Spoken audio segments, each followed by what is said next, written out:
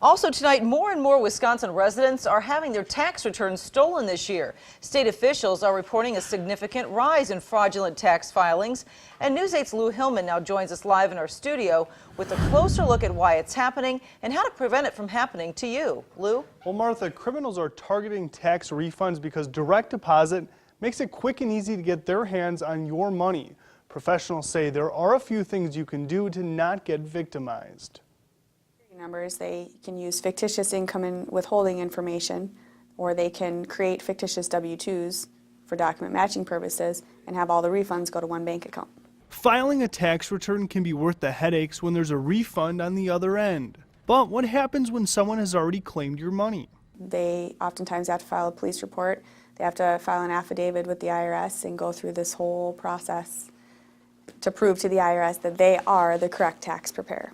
And it can take, I've seen it take almost a year. Jenna Dietz is a tax preparer at Advisors Management Group. She's not surprised that Wisconsin's Consumer Protection Agency is warning people about a growing number of fraudulent tax filings. Dietz says once a criminal has your Social Security number, faking the other information is the easy part. Only give it out if it is absolutely required. Wisconsin's Revenue Secretary says filing electronically is actually a good way to keep your information safe.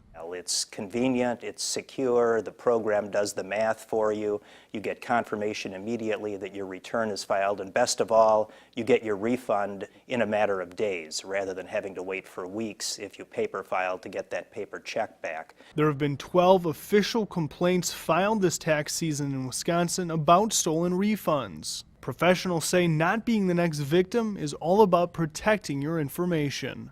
Everywhere we go, we have to either furnish a tax return or furnish our Social Security number. And so that information is so much more widespread than it was 10 years ago even. Now, if someone else does file in your name, you will be able to get your refund eventually, but will take a lot longer and working with the IRS to sort through the fraud. Martha? All right, thanks a lot, Lou. Also, another tip to be aware of, the IRS will never contact you by email, and that's how a lot of victims end up being scammed.